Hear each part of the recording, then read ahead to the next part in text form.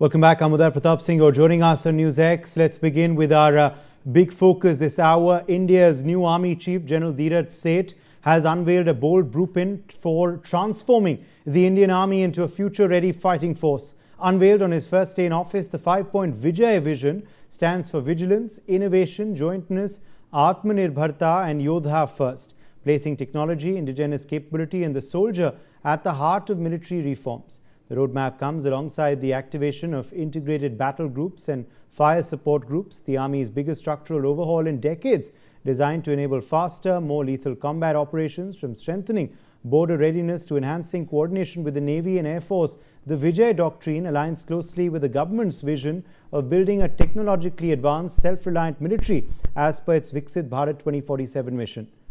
Major General G.G. Dwivedi, defense expert, is live with us. Major General Sudhakarji, defense expert, is also joining us live. Commander Bhushan Diwan, former Indian Navy officer, also is joining us. Let me make a start with you first, Major General Dwivedi, on how significant this vision is of the new Army Chief. Well, Uday, firstly, pleasure to be on the show. And I take this opportunity to extend my heartiest felicitations to General Seth. He is the 31st Army Chief, and we wish him a very eventful and an enjoyable tenure. Well, having said that, every chief lays down the vision. I won't call it doctrine. These are his priorities, and you rightly said it is Vijay, Vigil, innovation, jointness, Atmanirbharta, and of course, warrior, soldier warrior the first, technical skill training. In fact, the previous chief had vision of Jai. It was jointness, Atmanirbharta and integration. So the point is that every chief, of course, comes with a very clear vision, and he tries to do his best to modernize the armed forces. But Uday, I'd like to go a little deeper. Today, when we talk about national security, it is undergone a phenomenal change. You don't distinguish between, the internal and external security. Today, there is no distinction war and peace against China. We have 50,000 troops or 60,000 deployed against each other. LAC is contested. Pakistan is unleashing proxy war. So we are at war, willy-nilly. It is the peace and war. There is no distinction. And secondly, the whole warfare concept has changed. Today we are talking about different, warfare where you can, the war can start on a zero notice. The wars are fought in all spectrums, and there are a lot of proxy, non-state actors. So the point is, we need to go a little deeper than the vision which have been set by the Army Chief. Now here I like to make a couple of points. Firstly, today Uday, the war or the security whole nation approach. It's not only the defense forces. Whole nation fights the comprehensive national strength of the nation. So therefore, it has to be top down. We have to have very clear national security strategy. We have to have limited war fighting doctrine. We have to have matching infrastructure, civil military fusion, all that comes. But as far as the chief is concerned, he has laid down his vision for the army per se, and I'm sure other chiefs have also done that. And my two important points which I wish to make. Today, the technology has become a major driver. So therefore, we have to tap technology from across the nation.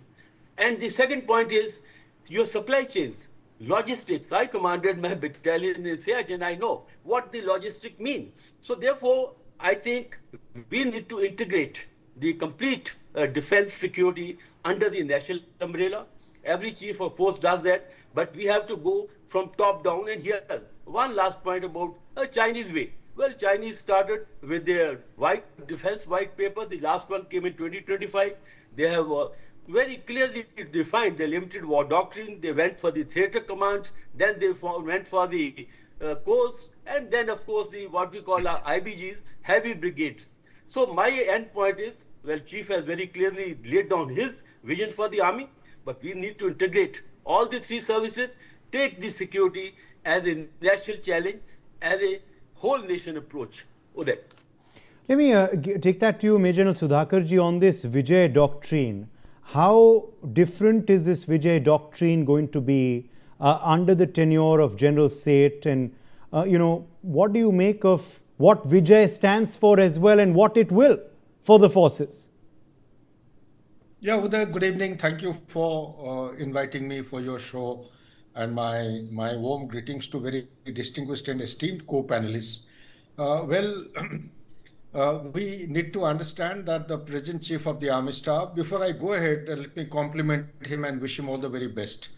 Goes without saying, he has got a proven track record based on competence. He has been uh, chosen to head the one of the largest armies in the world, and we need to take cognizance of a couple of issues that he is the 31st Chief of the Army Staff in the backdrop of Operation Sindoor uh, being open-ended, and that has to be understood. The complete geopolitics and the geoeconomics backdrop also reveals that there is a huge churn in the world order.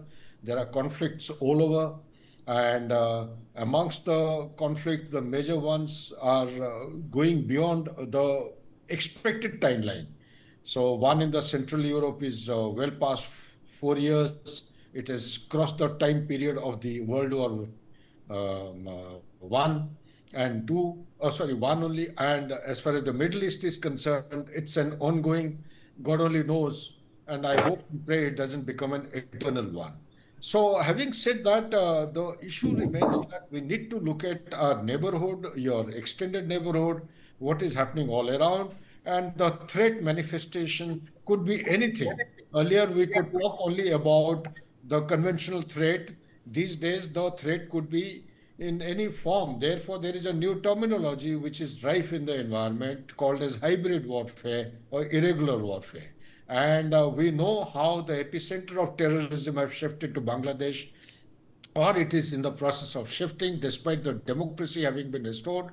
And there is the threat to Siliguri corridor cannot be discounted. It is becoming more and more imminent and rather realistic. Also, in that backdrop, we need to understand there are new dynamics which are playing, be it Mongla or Tista or Chinese penetration into the entire subcontinent, whether it is strategic encirclement, whether we agree or not. Today, India's front lines of the conflict is actually gone beyond the two frontiers to third one and the fourth one as well. When I talk about the third and fourth one, what I mean is apart from the western and the northern border, we also have uh, the Indian Ocean region. And the fourth one that I'm talking of is about the no, new means of warfare, that is multi-domain operations that we need to take into account. So keeping all these things in view, I think the philosophy or the concept outlined by the chief in those alphabets of Vijay, not only it is very, very inspiring and motivating, and also has got a streak of success when such kind of things are given at the start of the tenure. The complete ecosystem of armed forces or the Indian Army, it definitely is going to derive lots of motivation and inspiration. But behind all this, there are central issues. One issue that he's talked about, vigilance. What I would like to add, value add from my side, is that yes, vigilance is important, but to ensure vigilance, it is not human vigilance. You need technological surveillance platforms. India, as on today, has got just about 26 satellites, which are inadequate. And thankfully, the government of India has taken post haste decisions and sanctioned 52 satellites to be introduced or deployed by 2029. That will give us the expected swath and also the repeated flyover on a particular target so that one gets to know the target, changing target profile. And so, besides that, the ground-based stations which are responsible for surveillance are also equally important. For that, the research and development which has gone in has been very significant, and our defense products are being sold outside. That's a very hearty and encouraging sign. Second thing that is talking of about the integration, and that integration about the three services is very, very important. The integrated theater command, when we speak about that, at the beginning. We need to speed up, otherwise we may be missing the bus. The third and most important thing, when you talk about the jointness is about not only the troops or the color of the uniform or the equipments or the logistics. Jointness, in my opinion, is in the mind.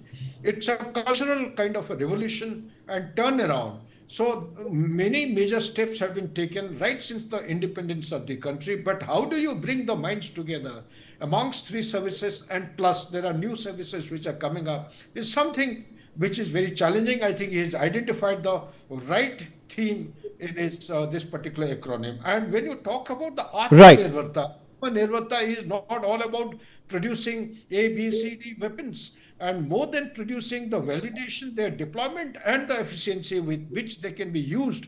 We have got a live battleground all around. They Okay. have been tested and tried out successfully. And Yodha, when you talk about it, what it means, he's very amply clarified that for a soldier, the nation comes Okay. first. And it is a Okay. symbolic message for the entire nation to take Absolutely, it as such absolutely. and gravitate Commander towards. Diwan, how crucial and how timely and how important is this Vijay message that the army chief has given out? You know, at the end of the day, every nation wants Vijay in a military conquest.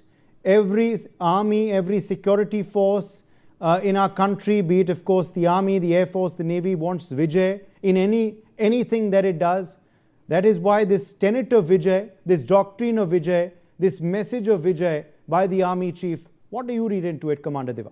Yeah, thank you, Uday. Vijay, as in vigilance and integration and etc., innovation and jointness.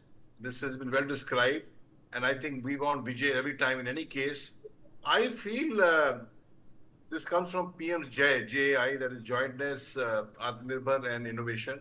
I feel that the centerpiece of Vijay, to my mind, Uday, is this IBG concept.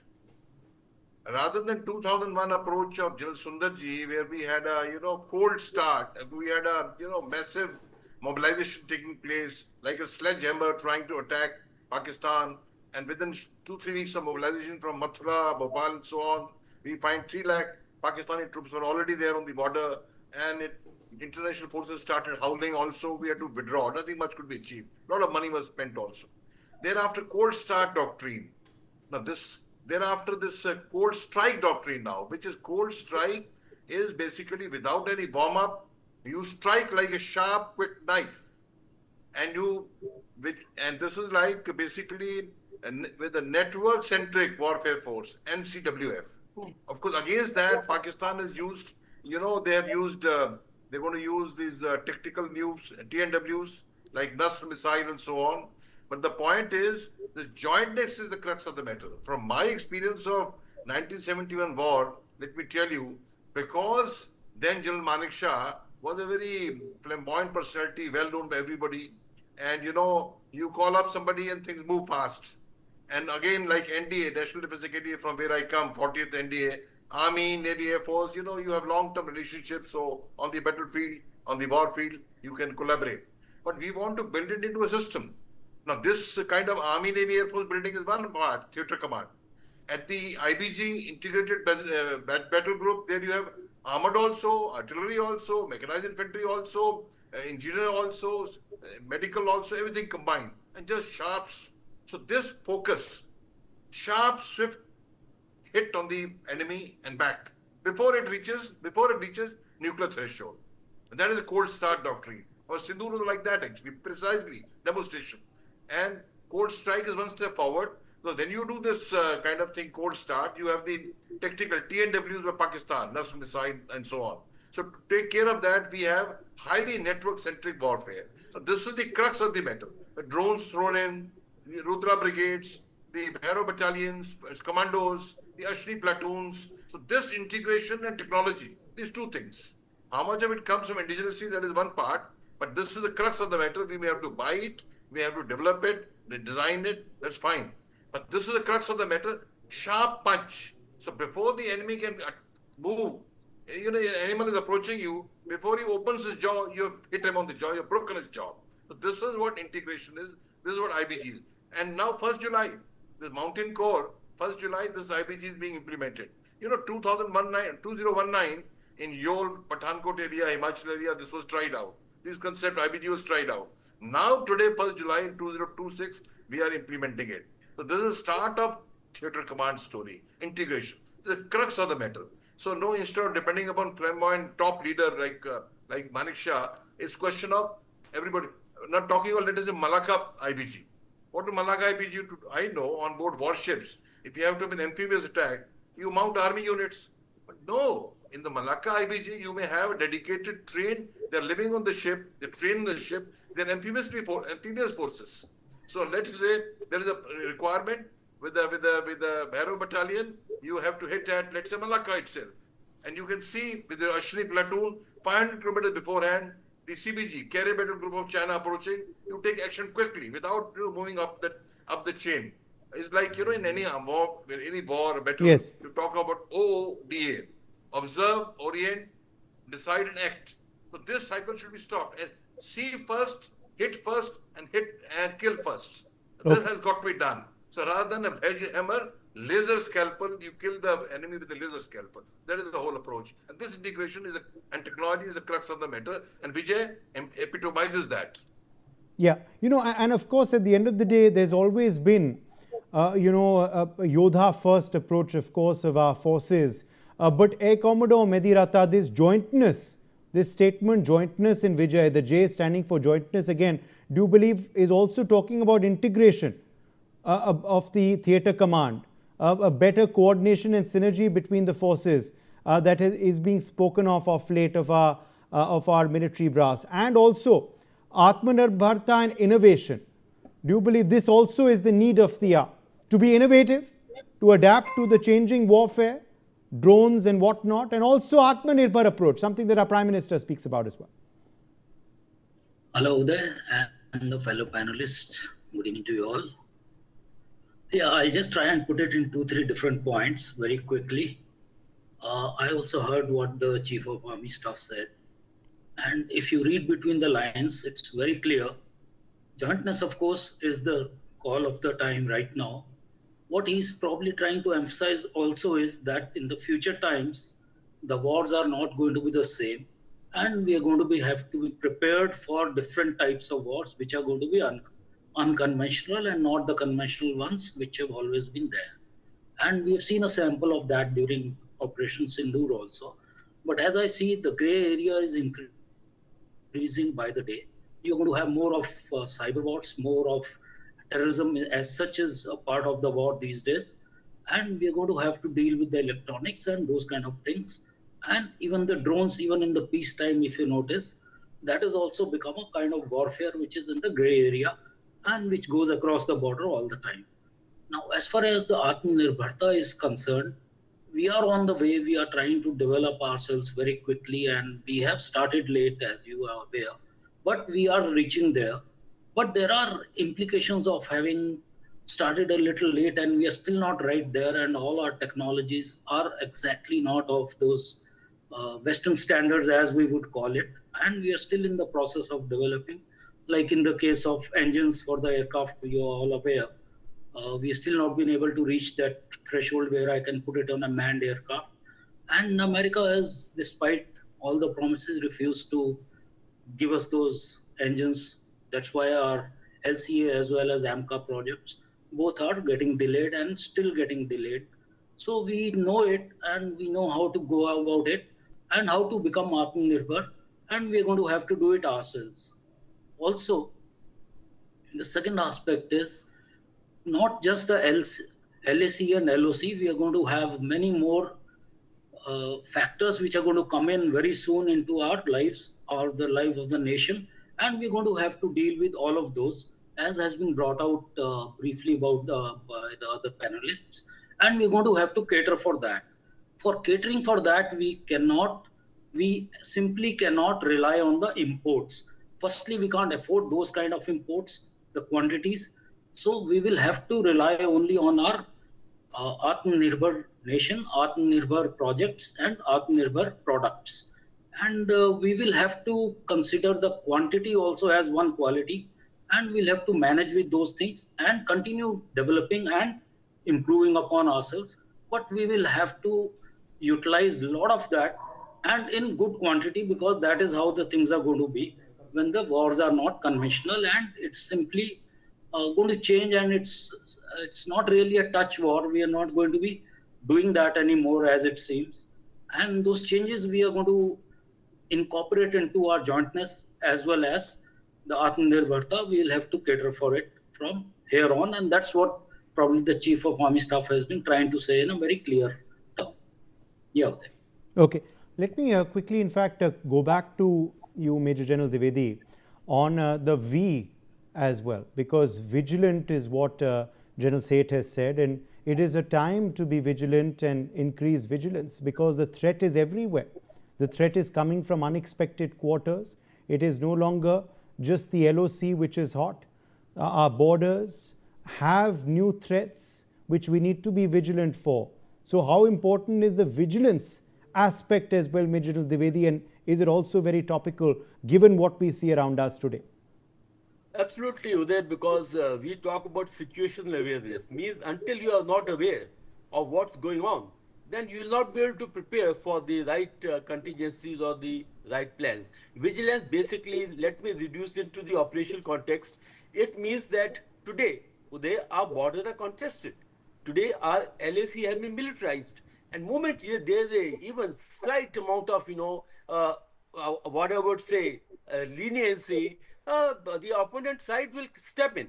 So therefore, we have to be very vigilant as far as our borders are concerned. Second point is threat is today is not visible.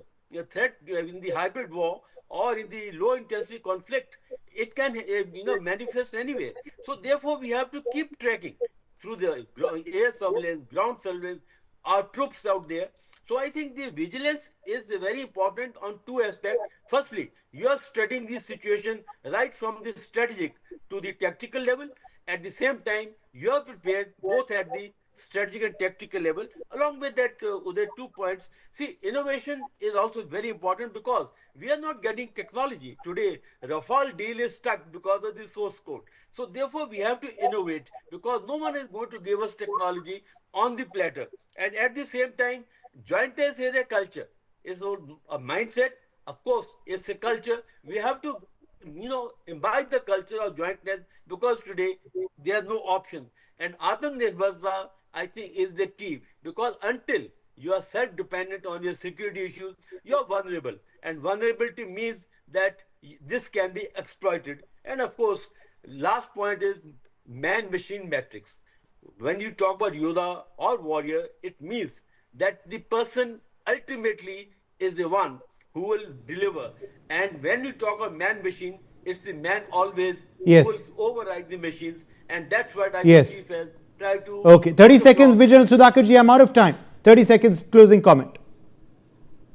Yeah, this is, he's beautifully acronymed the entire objective, and we have to be prepared for one issue that I am time and again coming to my mind, that it's about time India has to think in terms of being proactive. That is, the terrorists, before they launch from Pakistan or Bangladesh or elsewhere, our reach should be so deep and penetrating that we should be able to stop them from the faraway distance. Yes. Not for them to come and strike us in Pahalgam-like thing. Back to you. My thanks to all of our guests for joining us. We've run out of time. We're going to slip into a very short break. Stay with NewsX. The news continues.